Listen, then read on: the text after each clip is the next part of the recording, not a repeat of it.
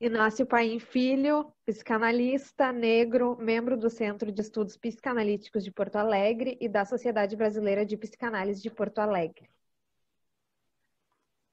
Bom, boa noite a todos. Antes de começar a minha fala, evidentemente, quero agradecer às Renatas, tanto a Renata da direção da Clínica Horizontes, quanto a Renata que me convidou e organizou esse evento. Quando a Renata me convidou pela primeira vez, tivemos alguns problemas de horários e datas aí, mas no segundo momento ela já tinha me dito que a Vânia tinha topado e que essa data do dia 2 a Vânia podia. Evidentemente eu disse que as discussões estavam encerradas a respeito de datas e horários e que eu ia ajeitar a minha agenda para estar aqui nessa quinta-feira, porque evidentemente eu tenho que sinalizar o que a Vânia já vinha sinalizando, um momento importante para a psicanálise brasileira, digamos assim, que pode ficar já uma pergunta para a gente tentar conversar num outro tempo, Por que será que é a primeira vez que eu e a Vânia estamos reunidos numa mesa, numa atividade, tendo o privilégio aí, pelos números, de termos 180 colegas, pessoas interessadas nessa temática para nos ouvir, Eu e a Vânia, apesar de termos uma história, cada um pelos seus caminhos, de mais de 30 anos de psicanálise, etc., de formações, nunca estivemos numa mesa e nunca estivemos numa atividade. E ambos temos uma carreira de investimento na psicanálise. Então fica uma pergunta, por que não? Talvez seja porque a dificuldade de termos negros que formem grupos, que estejam fazendo e estejam inseridos. Então parece que é materializado mais do que nunca o que a Vânia falou várias vezes, aí, o fenômeno do negro único nesse universo em ascensão. Bom, dito esses agradecimentos, o prazer de estar aqui com vocês e com a Vânia, vocês vão ouvir uma outra história, Eu, evidentemente, pensei assim que eu ia mais fazer um testemunho de uma história pessoal atravessado pelos meus referenciais teóricos, porque diferente dessa história rica, vasta, produtiva que a Vânia nos apresentou, a minha história é literalmente o inverso, digamos assim. O inverso em que sentido, assim? Talvez eu represente de forma muito clara um negro que teve a vida inteira de uma espécie de uma grande assimilação ao mundo dos brancos.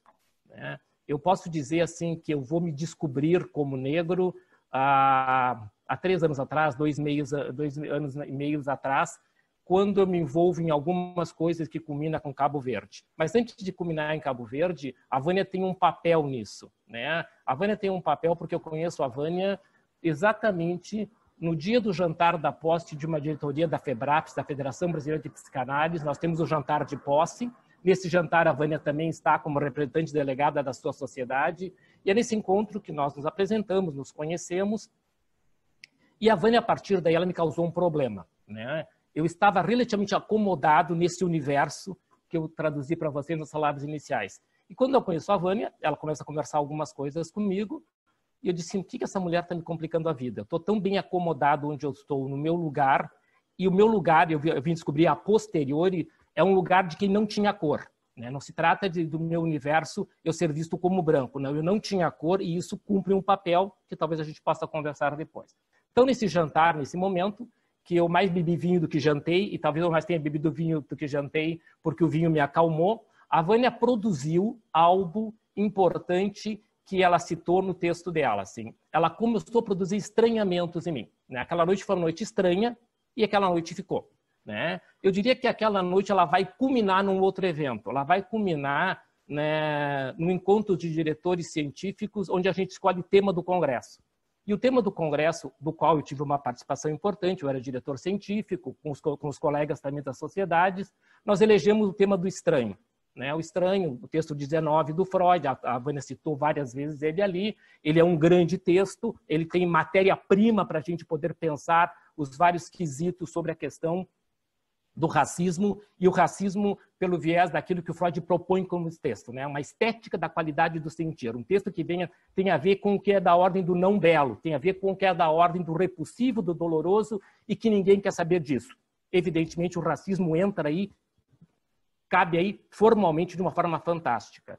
Então, eu diria assim, como eu acabei me envolvendo de forma contundente, mais do que a média com esse texto freudiano, eu diria que ele foi produzindo algumas ressonâncias dentro de mim e eu fui me encontrando com isso que a gente pode dizer, nas palavras da Neuza de Souza, o tornar-se negro, o vir ser negro, o descobrir-se negro.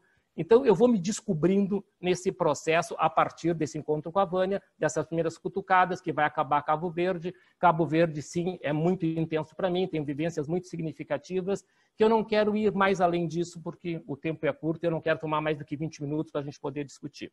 Bom, Cabo Verde vem, eu volto para o Brasil e começo a escrever algumas coisas a título de testemunha, a título de carta aberta, vou escrevendo algumas coisas, vou me metendo com algumas questões e vou descobrindo um pouco o meu lugar. E talvez o que eu queria poder pensar, e que a Vânia também pensou bastante, é justamente talvez o lugar do negro na história do movimento psicanalítico, ou é o lugar do negro nas instituições psicanalíticas, o lugar do negro na psicanálise.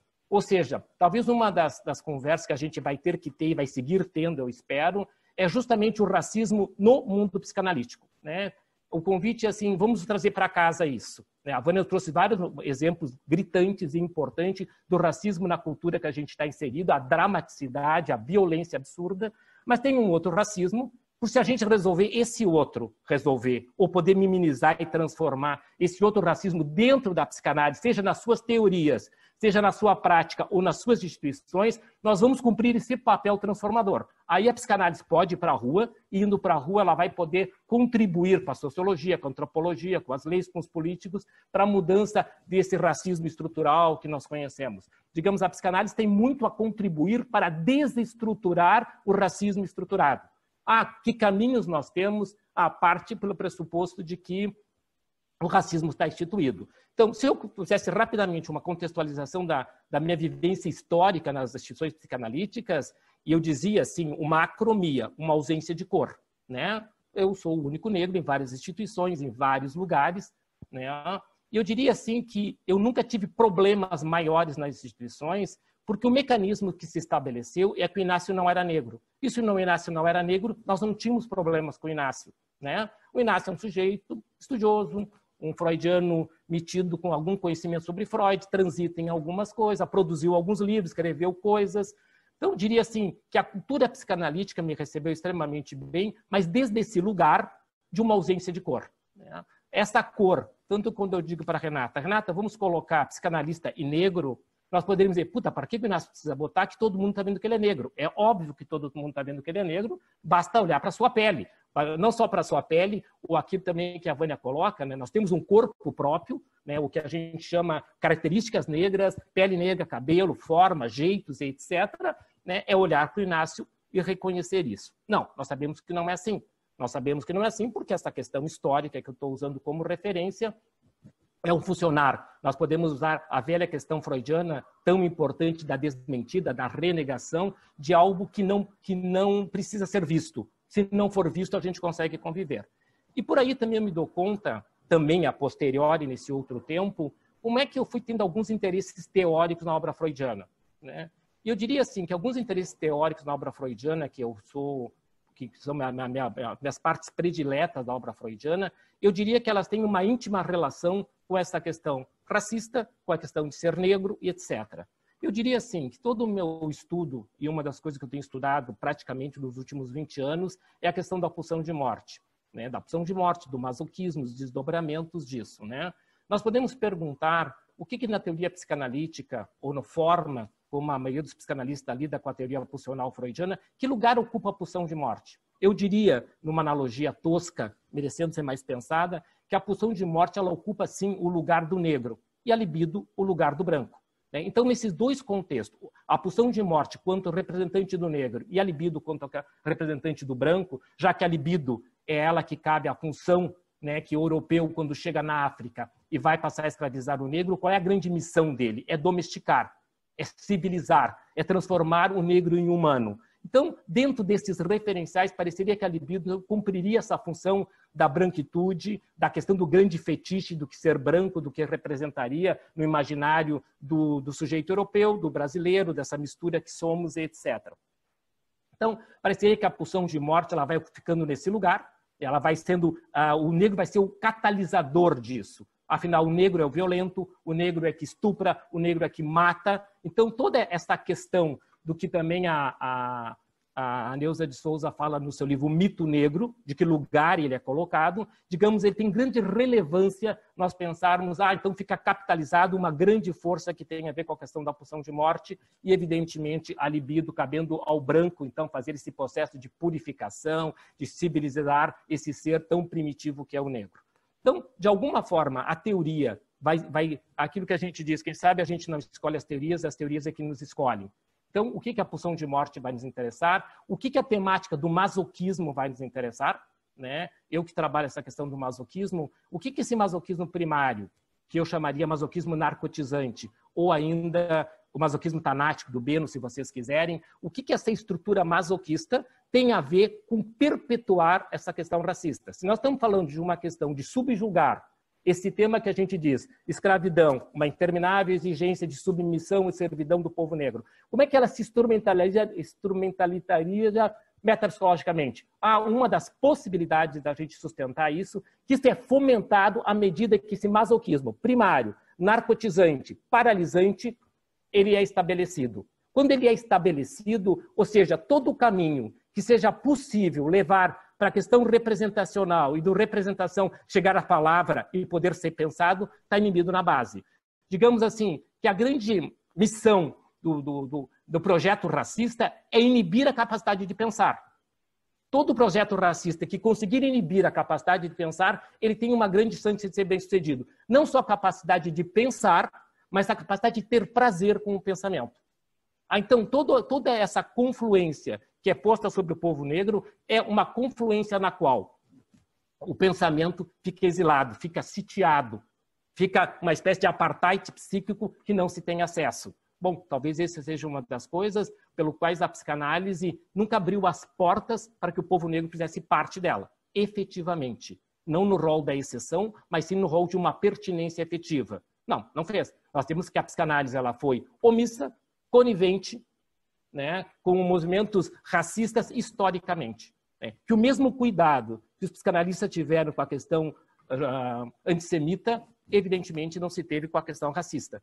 A questão dessa ideologia de corpo e de cor não teve-se o mesmo cuidado. Nós estamos começando um movimento para ter um cuidado com isso nesse momento. Nesse momento eu falo dentro do movimento psicanalítico. Evidentemente, a Vânia nos falou de movimentos de negros que existem desde os anos 50. Movimentos sérios, importantes, militantes, que vêm trabalhando. Eu estou trazendo dentro do universo psicanalítico, dentro das instituições psicanalíticas, desde a IPA, a grande instituição nossa, até as nossas sociedades de base. Né? A Vânia tem esse trabalho solitário dela. Eu começo a falar sobre isso agora. Né? Nós podemos pensar rapidamente, o óbvio, quantos psicanalistas negros nós temos. Quantos psicanalistas negros nós temos que, quando eu estive em Cabo Verde, uma menina de Cabo Verde, um dia ela me disse, depois da mesa, que eu participei de uma mesa de encerramento, tal, foi uma mesa emocionante, com todas essas coisas que eu estou falando para vocês, e uma das meninas de Cabo Verde vieram conversar comigo e sucintamente, o que ela me disse, assim, ela disse, eu não sabia que negro falava. Falava desde o lugar da minha fala, evidentemente. Desde o lugar de quem falou, vamos usar uma expressão lacaniana, do sujeito de um suposto saber. Né? E ela me disse assim, eu não sabia, né, que os negros podiam falar e falar desde o lugar que tu falaste. Então, é só uma amostra do lugar e do compromisso que também temos de poder fazer falar isso e fazer dar outros destinos isso. Nos primeiros textos que eu escrevi sobre essa minha história, eu diria assim, a importância que teríamos de romper com esse masoquismo narcotizante, que eu tenho muito claro que me paralisava para poder me conectar com a minha história. Né? Eu acho que Cabo Verde vai servir como extremamente relevante, porque eu me encontro, de alguma forma simbólica e direta, com a famosa herança dos meus ancestrais. Disso que a Vânia também demonstra, todo aquele trabalho, como é que a gente vai se apropriar disso. Então, como é que rompe esse masoquismo narcotizante, paralisante, para que venha a vir a ter um masoquismo protetor? Né? Quando eu chamo masoquismo narcotizante, é um masoquismo que é uma dor vivida, mas não sentida, que é propulsora de mudança.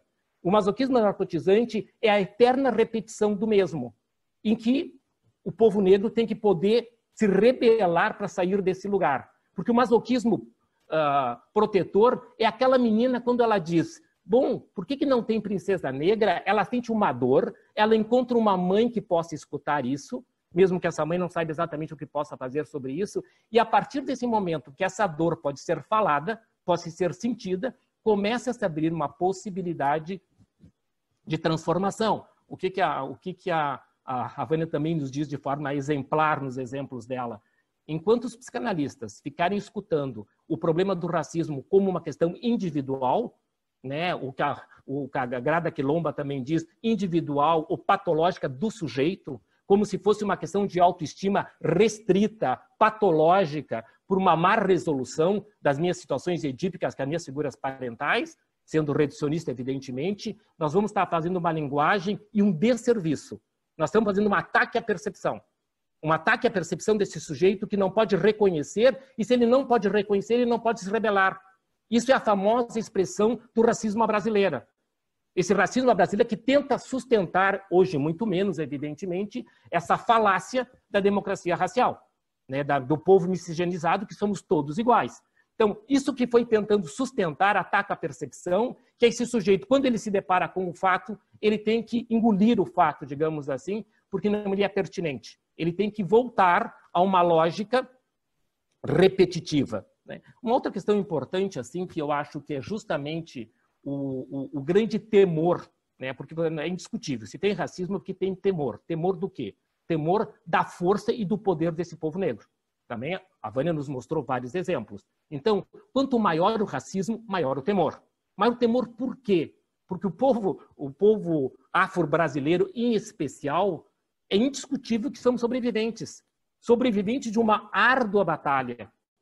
Mas seguimos vivos, apesar do número absurdo de jovens, de crianças que são mortos, etc., que a Vânia trouxe números assustadores. Se a gente pensar que os números são gente, é tipo a pandemia. A pandemia não são 50 mil mortos, né? São 50 mil pessoas mortas, uma batelada de negros e negras mortas nesse processo, né? Então, se a gente der aos números nomes, né? Nomes, histórias, etc., mas, apesar de tudo isso, nós vamos encontrar uma população afrodescendente que sobrevive. Eu diria assim, que é uma população afro-brasileira que ela aprendeu a usar aquilo que a gente chama o potencial criativo da pulsão de morte. Por quê? Porque ela tomou para si a ideia que ela tinha que sobreviver e que ela tinha que capturar essa pulsão de morte e usá-la a seu favor. Dessa forma criativa, que vemos vários exemplos de como lidar, de como transformar, de como falar, né? Nunca tantos negros falaram, né? Eu acho que isso é extremamente importante, que a gente passe de um lugar que quem realmente vai ter propriedade para falar sobre essa história que nos constitui, essa história que tem que remeter a que o povo branco carrega desse racismo, o que eu carrego desse racismo, mas aquilo que também é extremamente importante, quem inventou isso? Aí a gente vai ter que partir de uma ideia que nós temos que ter responsabilidades. Sem essa responsabilidade, não vai haver mudanças. Vão haver pseudo-mudanças. Se nós trouxermos para o movimento psicanalítico, o movimento precisa se responsabilizar por isso. A IPA precisa se responsabilizar por isso, a FEPAL tem que se responsabilizar por isso, a FEBRAPS tem que se responsabilizar por isso, e as sociedades têm que se responsabilizar por isso. E se responsabilizar implica em fazer o quê? Pensar, teorizar, mas tem que ter propostas de real transformação. Para que a gente possa pensar assim, vamos partir de um pressuposto teórico. Ou a gente forma mais psicanalistas negros e a gente vai realmente trabalhar para que a questão do racismo tenha perspectiva de transformação a curto prazo, ou a gente vai ficar apenas num discurso, e é um discurso para amenizar o nosso sentimento inconsciente e consciente de culpa, né? Então, a grande missão que eu acho que a gente tem em relação ao racismo, a grande dívida, né? Lembra que o Freud diz, né? Que eu tenho uma máxima que ele diz lá naquela entrevista de 26, né, que ele diz assim que tudo compreender não é tudo perdoar, né? Que o conhecimento não deve ser conivente com a maldade. Então, o conhecimento ele deve ser propulsor de conhecer, saber para transformar, né? Ou ainda o que está lá numa homenagem na França à questão dos judeus, né? Perdoar, sim. Esquecer, jamais. Né? Nós estamos num outro tempo. Né? Nós estamos no tempo que, para perdoar, há que ter responsabilidade. a Vânia também citou, e a responsabilidade parte simbolicamente do Estado, né? E como é que as mais variadas hierarquias vão dar conta disso, né? Então, eu sei que a gente está no tempo, eu quero poder ouvi-los, né? Eu não tinha pretensão e nem tenho conhecimento suficiente para poder falar dessas questões, né? Eu diria assim que eu estou no começo de uma história que eu tenho bem claro que ela é o começo, de uma história de posição, de uma história de poder conversar sobre isso, de uma história de poder fazer as nossas instituições psicanalísticas falarem sobre isso e falar, então, do racismo que estrutura a nossa psicanálise. É desse racismo que eu acho que é o primeiro passo que as instituições psicanalísticas devem fazer para que a gente possa ir para a rua desde um outro lugar. Muito obrigado. Bom, eu vou falar rápido. A Vânia já respondeu para todo mundo, o que foi ótimo, né? Ela deu uma bela viajada em todos os temas e as coisas. E como eu quero seguir ouvindo vocês, eu talvez vou fazer um rápido assinalamento amplo, sem entrar nas questões pormenores, que a Vânia já fez isso, então tá ótimo. Eu acho que talvez assim, a minha grande pretensão neste momento é causar constrangimento. Eu acho que o Francischelli falava isso. Assim, eu quero que a gente possa se constranger com o racismo, que a gente possa se constranger com a ausência dos negros nos mais variados lugares que foram exaustivamente colocados. Acho que a gente quer mais do que nunca uma especificidade para que a gente discuta algo que a Vânia colocou, exemplarmente o racismo com o povo negro. Essa é a questão. Isso está na ordem do dia. Eu dizia um dia desses, usando o ditado gaúcho, o cavalo encilhado está passando para o mundo psicanalítico. Eu estou frisando muito isso. Então, nós, psicanalistas, temos a obrigação de pegar esse cavalo encilhado e fazer ele trabalhar, fazer ele andar, né? E o constrangimento, o estranhamento tem que se fazer presente, porque a partir disso a gente pode ir pensando movimentos de transformação e sairmos da eterna repetição do mesmo. A repetição do mesmo nós já conhecemos, esse processo nós conhecemos. Então, o grande momento, e o grande momento que tem a ver conosco, né, conosco que podemos falar, que temos a palavra e que estamos podendo conversar aqui há quase 2 horas com um público de 150 pessoas, o que para mim, volto a dizer, é extremamente importante. Então, esse constrangimento, seja dos analistas, seja dos analisando, sejam das pessoas que detêm poder nas instituições, o que a Cristina falou, assim, poderíamos ter uma pergunta básica, né? Por que essa questão do racismo ou do povo negro não está implicado nas formações, né? Por que a gente levou tanto tempo, seja eu, seja a Vânia, para que o Francischelli remonta, por exemplo, a Virginia Bicudo, em termos de psicanalista, em termos de história da psicanálise brasileira, o que ela ocupa, o lugar dela, né? Então, isso que vai e vem e que a gente acaba tendo dificuldade de poder dar mais expressão a essas questões. Então, se a gente consegue, a partir desses eventos, produzir constrangimento, e esse constrangimento, pensamento, a gente diz sim que a gente está começando bem esse processo.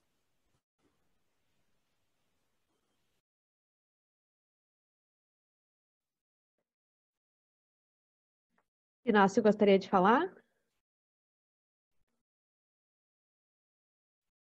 Sendo bem breve, Jaqueline, assim, fantástico, que bom que tu falaste conosco, inclusive, né, que tu pudeste falar, trazer, né, e isso é um bom indicativo disso que a Vânia estava te dizendo, assim, né, quando a gente pode falar, dar palavras, quando a gente pode compartilhar, tu compartilhar conosco, esse é um bom exercício do que a gente vai ter que fazer vida fora, para que isso possa ganhar sentidos, né? Se tu olhar assim, a história da Vânia, alguém que fala sobre isso a vida inteira.